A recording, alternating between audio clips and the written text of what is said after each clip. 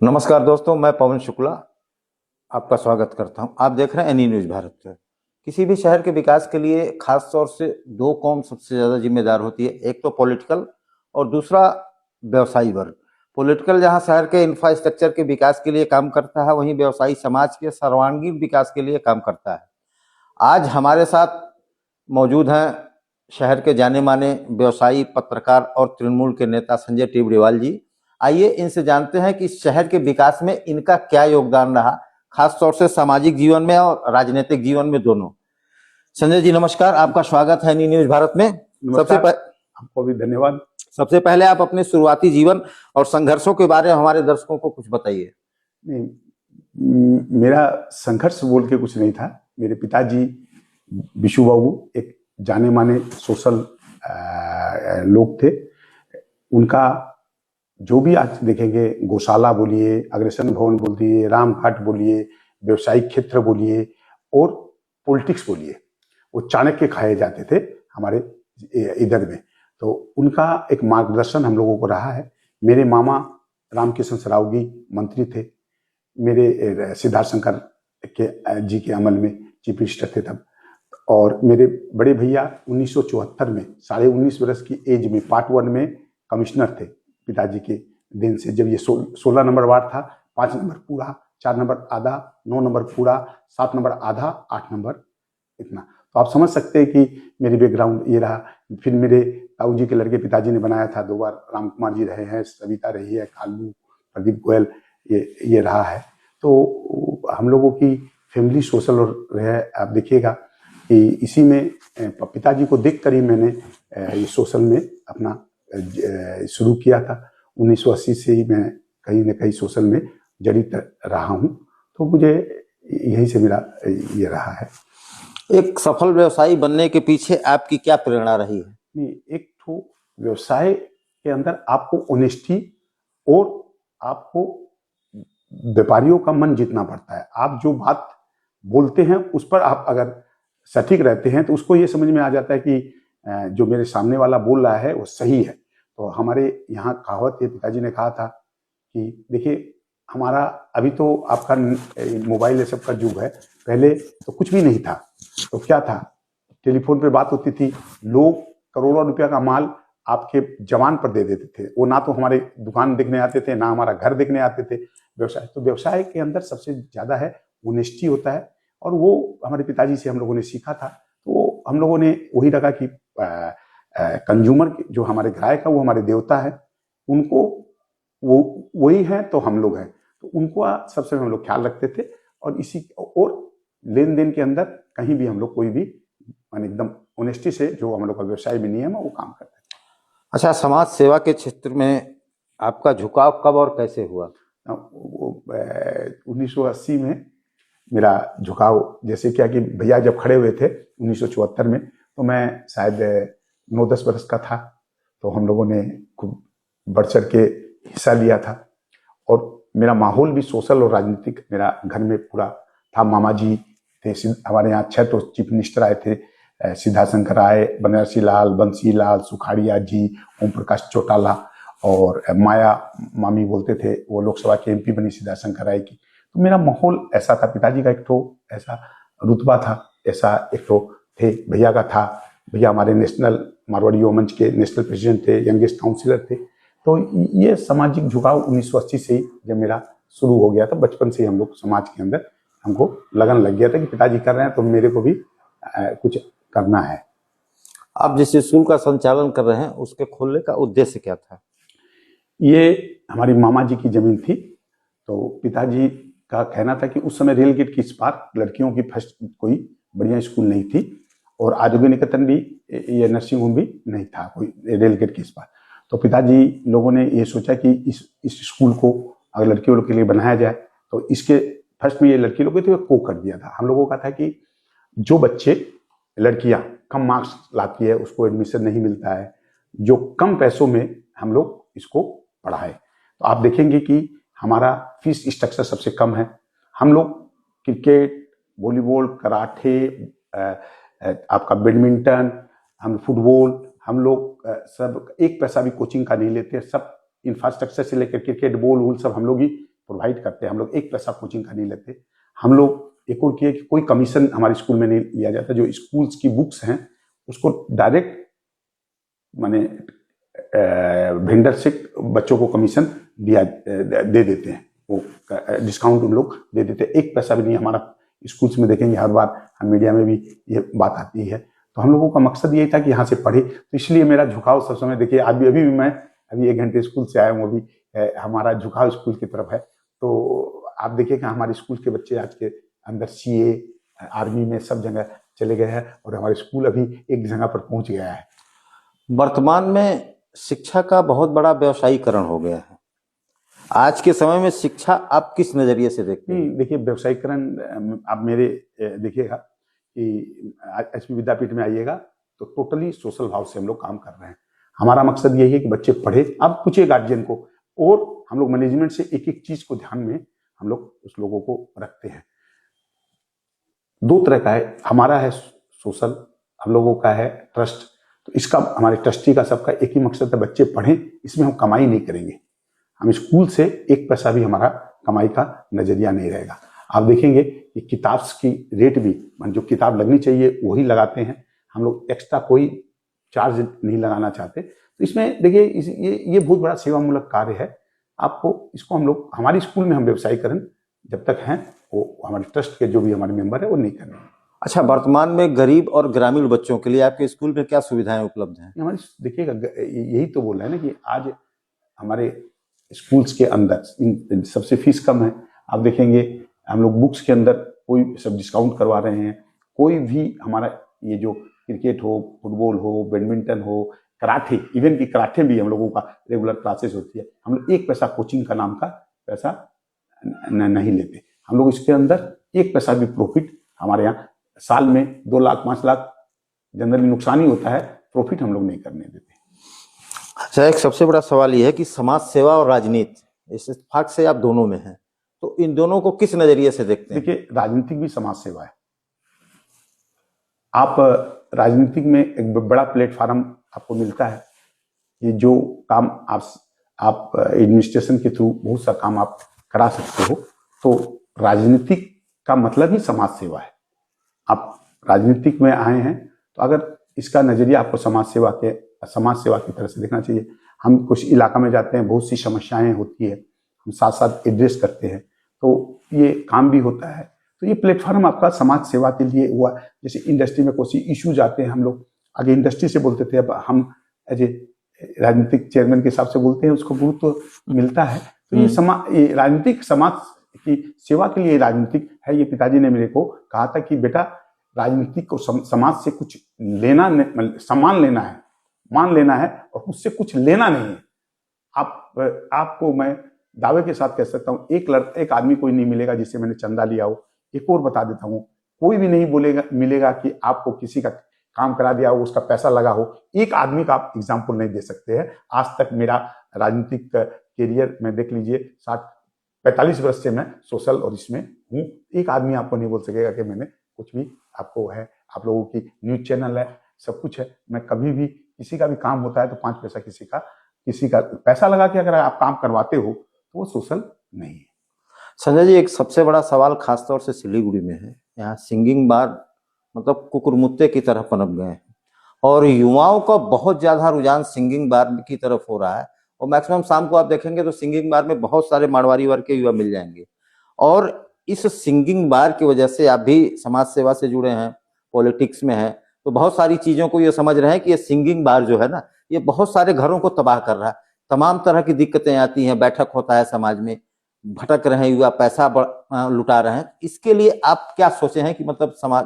देखिए 2 तरह की बात है। एक सिलीगुड़ी टूरिस्ट का स्पॉट है, तो आपको ध्यान रखना पड़ेगा कि 2 तरह का है कि टूरिस्ट लोग की सुविधा के लिए आप अगर को कुछ चीजें आपकी जरूरत होती है, सरकार को इसमें करने की जरूरत होती है कि जो टूरिस्ट आए वो आपका होटल्स हो, ये चीज हो। लेकिन समाज के परिवार को एक समझने की जरूरत है। आज बच्चे जाएंगे तो परिवार के साथ जा रहे हैं ना क्या कर रहे हैं, ये देखने की जरूरत आपको परिवार के एक लोगों को, समाज के लोगों को देखना चाहिए कि मेरा बच्चा क्या कर रहा है, आज क्या चीज को आज जा रहा है। ये हमारा दायित्व समाज का है। क्यों? आपका टूरिस्ट जब रहेंगे आप वहाँ, उन लोग जो भी उनकी जो है, तो उन लोग गाना भी सुनेंगे, वो कुछ खाएंगे भी, तो ये टूरिस्ट का एक तो विषय हो जाता है। लेकिन हमारे समाज के लोगों को, हमारे समाज को, अपना परिवार को, मेनली आप परिवार को देखिए, एक बच्चा है वो मिट्टी का बना हुआ होता है, कच्ची मिट्टी का। तो देखिए, आप अगर उस बच्चे के साथ पारिवारिक रिलेशन रखते हो, उसको दोस्त बना के रखते हो, तो वो आपका बच्चा सुनेगा, समझेगा, देखेगा। तो हम लोगों का दायित्व है गार्जियन का कि बच्चे को बंधु दोस्त के हिसाब से ट्रीट करें और उसकी समस्याओं को हम लोग समझे और सुने और उसको गाइड करें। ये परिवार फर्स्ट गार्जियन काम कर सकता है। आप और हम जितने भी बोले, कुछ भी इसमें हम लोग जितना भी समझाए इतना नहीं हो मतलब सकता। कुल मिला जुला के इस तरह के व्यसन को रोकने के लिए पारिवारिक जिम्मेदारी सबसे बड़ी है आज के डेट हाँ, पारिवारिक को समझना पड़ेगा। में। युवाओं को इस मामले को लेकर आप क्या संदेश देना चाहते हैं? देखिए, मैं बोला कि युवा को बोलूंगा कि आपका भविष्य बहुत आगे है। आप व्यवसाय हैं, आप नौकरी में हैं, आप समाज में, आप समाज सेवा करिए, आप व्यवसाय करिए, आप इंडस्ट्री करिए, पढ़ाई लिखाई करिए, अभी सांस्कृतिक में जाइए, खेल में जाइए। इस पर आप थोड़ा ज़्यादा देखेंगे तो इस फील्ड बहुत बड़ा फील्ड। अभी देखिए, ऋचा घोष बन गई है, हमारे यहाँ फुटबॉलर सब आ रहे हैं, हमारे यहाँ एक से एक देखिए सांस्कृतिक में लोग जा रहे हैं। तो आपको फोकस, हमारे हिसाब से युवा को कहेंगे, आप जो फील्ड में हैं उसमें फोकस आप रखिए, तभी आप आगे बढ़ सकते हैं। अब तो रही समाज सेवा की बात, अब थोड़ा पॉलिटिक्स से हम लोग बात कर रहे हैं कि तृणमूल से जुड़ने का आपका उद्देश्य क्या था? देखिए, मैं जब माननीय मुख्यमंत्री, देखिए उनका विजन को मैंने देखा। मुझे याद है कि मैं सीएम से मैंने देखा कि कोई भी सीएम नॉर्थ बंगाल को और साउथ बंगाल में एक लाइन खींची हुई थी, एक लाइन था। नॉर्थ बंगाल को हमारे यहाँ एक अलग नजरिए से देखा जाता था। तो ये सीएम जब आई मैडम, तो दीदी क्या की कि ये जो ये एडमिनिस्ट्रेशन मीटिंग करती थी तो हम लोग को बुलाती थी। तो आप जानते हैं कि मैं थोड़ा सा बोलता था ज़्यादा, तो फिर मेरा एक तो स्वभाव है, तो मैं जो भी दीदी से प्रश्न करता था, दीदी उसको पॉजिटिव लेती थी और वो काम कर दिया। जैसे देखिएगा, यहाँ पर उत्तर कन्या में हम लोगों का एमएससी का फैसिलिटेशन काउंसिल बनाया, ट्रेड लाइसेंस ऑनलाइन किया, टीसी मीटिंग के लिए हमें कलकत्ता जाना पड़ता था, जो यहाँ पर उन्होंने कर दिया। ट्रेड लाइसेंस के लिए आपको माने दौड़ना पड़ता था, आपने ये कर दिया। इंडस्ट्री पार्क आपने कर दिया। फायर का जो 500 स्क्वायर मीटर का नीचे का है, उसको आप देखिएगा, तुरंत इन लोगों ने क्या किया, सेल्फ डिक्लेरेशन में कर दिया। तो ये सब चीज को मैंने देखा। इंफ्रास्ट्रक्चर बहुत ज्यादा उन्होंने काम किया और सबसे ज्यादा लगा कि वो पब्लिक की सुनती है। एक एडमिनिस्ट्रेशन का मीटिंग डायरेक्ट आप लाइव कर रहे हैं और सुन रहे हैं, तो ये एक मुझे लगा कि डेवलपमेंट लेकर उनका विजन बहुत क्लियर है। और सोशल वेलफेयर, जैसे मैं भी सोशल से जुड़ित हूँ, तो मैंने देखा लक्की भंडार से लेकर, कन्याश्री से लेकर, स्वास्थ्य साथी कार्ड से लेकर, जो क्या चीज नहीं है जो सीएम ने नहीं किया। तो ये दो चीज मुझे बताए। और उनकी सिंप्लिसिटी, मैंने देखा कि एक हवाई चप्पल साड़ी पहन के, क्या सिंपल, एक तो उनका घर देखिए, सिंपलिसिटी के कारण हम लोगों ने ये मेरा ये एक तो उनके प्रति ये रहा। और बंगाल के डेवलपमेंट, सुनिए हम लोग बंगाली हैं, बंगाल में रहते हैं, बंगाल के लोग हैं, तो बंगाल के लिए वो काम करें। और दूसरी सबसे बड़ी बात है, एक बात आपको यहाँ पर कहूंगा शुक्ला जी, नॉर्थ बंगाल और सिलीगुड़ी को हड़ताल का शहर कहा जाता था। हर हफ्ते एक स्ट्राइक होती थी, कितना कर्म माने हम लोगों का नुकसान होता था। सीएम ने ये बंद किया। कोई भी इंडस्ट्री को ताला लग जाता था, सीएम ने ये बंद किया। आप बताइए, आज के दिन एक भी स्ट्राइक नहीं होती है। ये जो सीएम ने दिया, ये देखकर हम लोग वहां पर आकर्षित हुए और सीएम को मजबूती के साथ हम लोग को सीएम रखना है, ये हम लोगों की सोच थी। जिलाध्यक्ष के रूप में आप समतल के जिलाध्यक्ष बनाए गए हैं, आपकी चेयरमैन, सॉरी, तो आपकी प्राथमिकताएं क्या होंगी?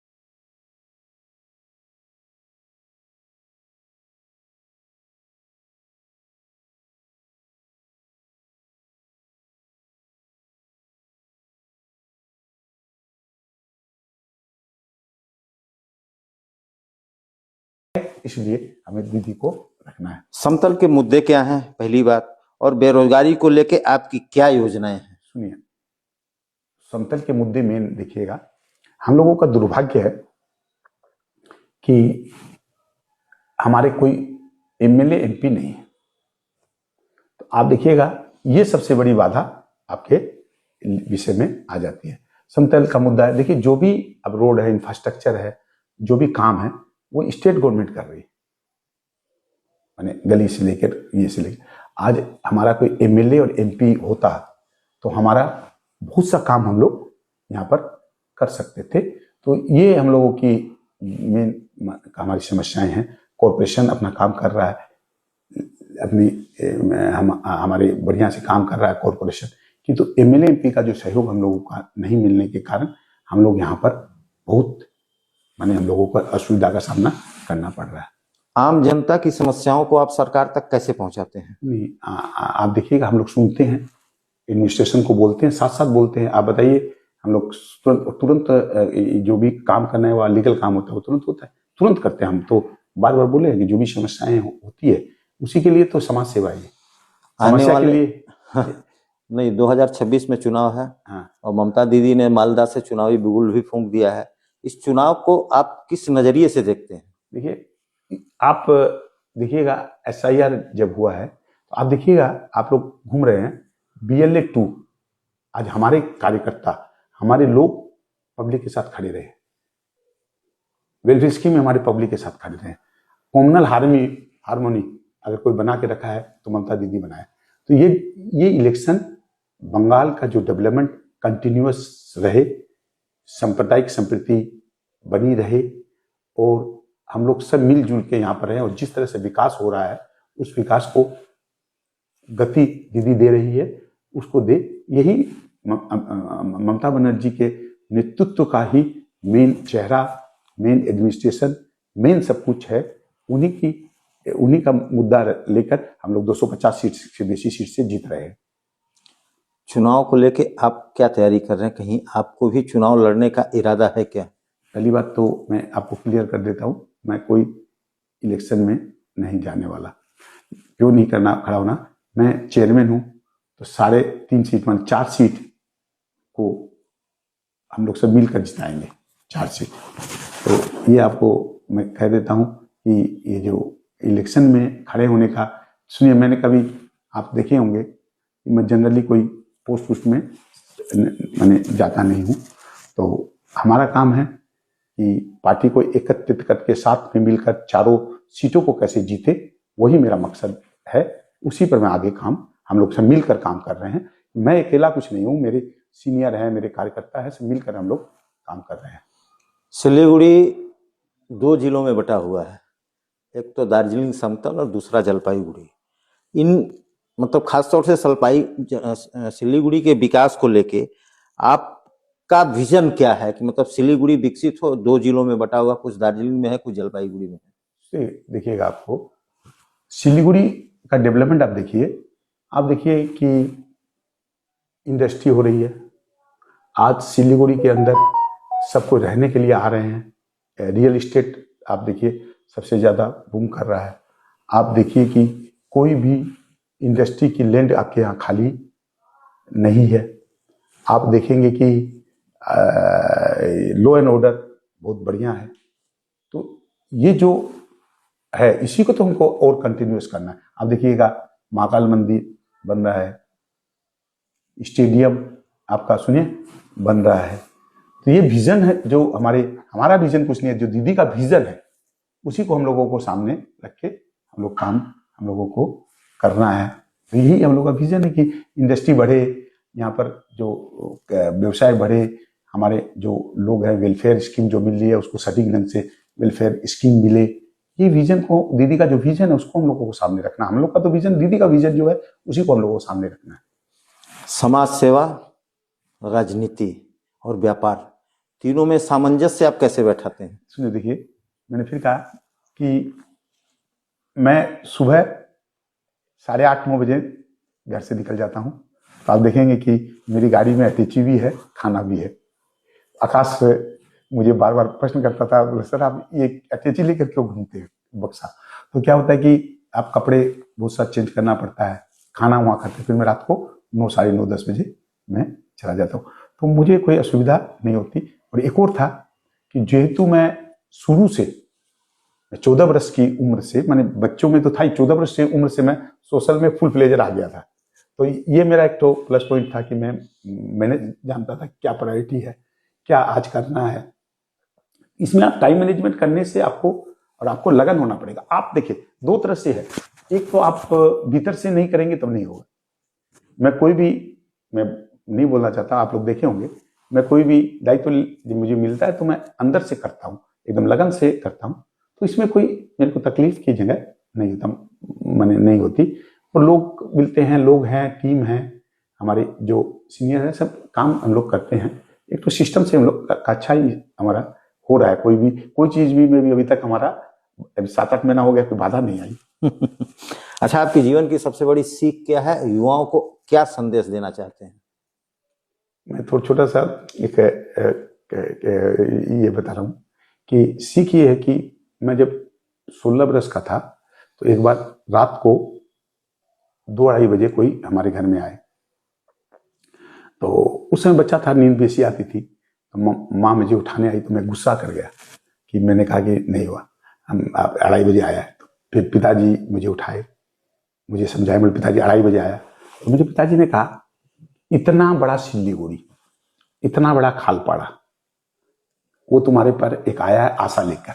तो मैंने बोला पिताजी 2:30 बजे क्या है, सुबह भी आ सकता था। तो बोला एक आदमी जब आपके पास 2:30 बजे आया है तो उसकी समस्या इतनी गंभीर है कि 2:30 बजे आपके पास आया है। तो हमारे घर में आप कभी भी जाइएगा तो हम लोग बंगाल के लोग हैं, सब लोग हैं, तो हमने चाय पानी नाश्ता सब उसको खिलाया। हमको पिताजी 3:15 बजे गए, झमेला था उसका, बच्चा फंसा हुआ था, उस काम को लेकर आए। पिताजी ने एक बात ये कही। दूसरी बात पिताजी ने मेरे को समझाई कि आपके घर में कोई भी आए, आपको कोई गाली कर दिया हो, मार दिया हो, घर के अंदर किसी का अपमान आपको नहीं करना है, ईगो नहीं रखना है।